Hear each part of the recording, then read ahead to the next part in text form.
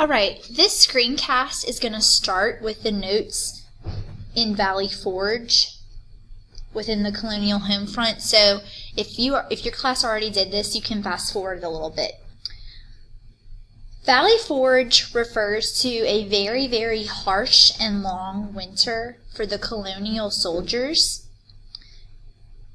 The Continental Army is really not able to hold on to a whole lot of money at this point. There's not a whole lot of resources available for all of the Colonial troops, and the soldiers are trying to survive really, really harsh conditions with one of the worst winters that they've had. Many of them are getting sick, like at the camp, just waiting for French reinforcements to arrive. Now, George Washington really emerges as a hero in this kind of winter, in this situation. You know, he's a man of considerable means. He has some wealth. He's not obscenely wealthy. He definitely can't afford resources for his entire camp, but he can afford some help. So he does help in any way he can afford to help, providing them with resources.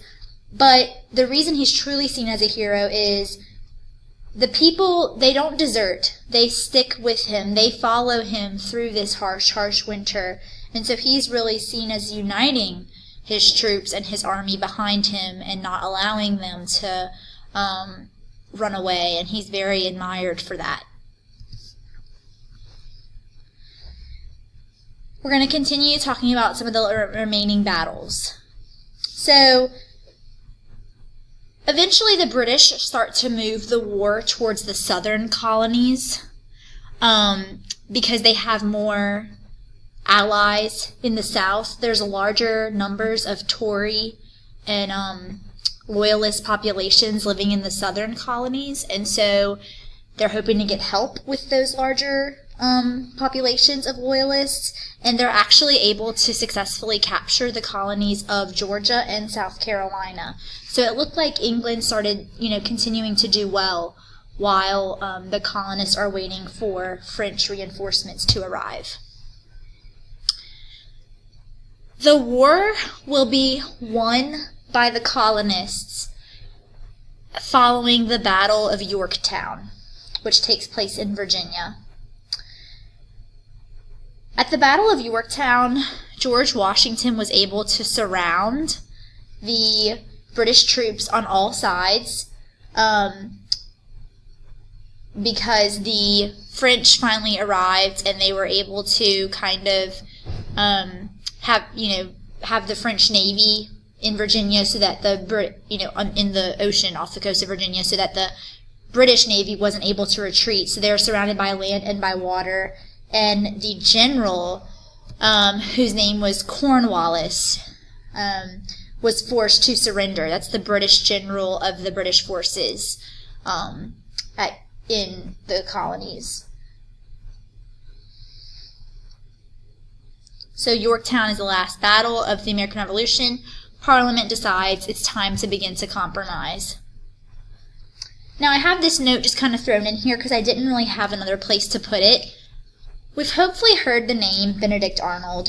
Benedict Arnold was a very well-liked American general, very well-liked by George Washington, actually.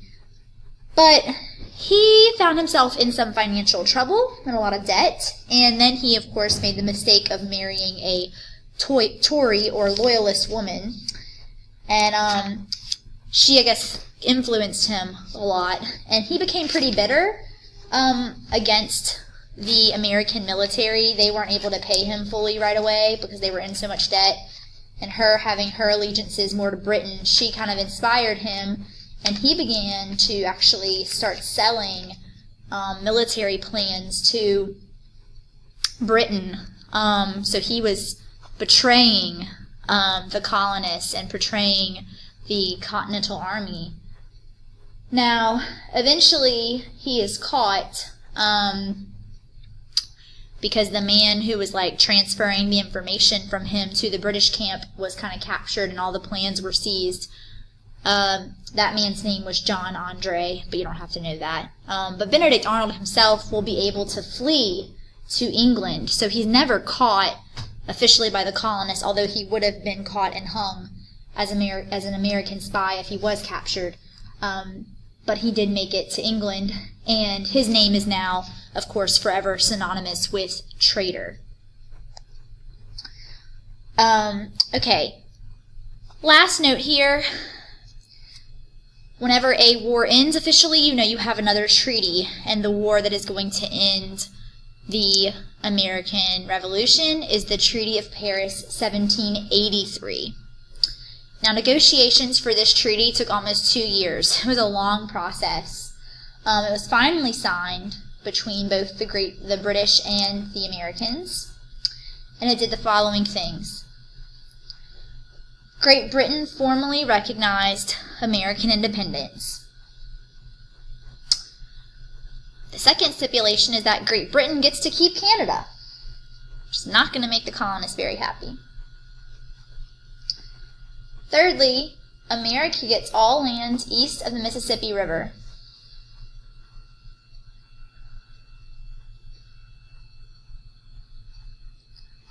Except for New Orleans, which is still going to be occupied by Spain at this time. And lastly, Great Britain is going to promise to evacuate all forts in the United States. So Great Britain was supposed to completely leave the United States completely. So out of everything in the colonies and east of the river, British soldiers are supposed to evacuate, and they're not going to do that, but they are supposed to, and we'll see that happen in the next unit. Alright, so please write down any other questions you have about this, and we will continue by starting Chapter 6 on Monday. I hope you all have a good weekend.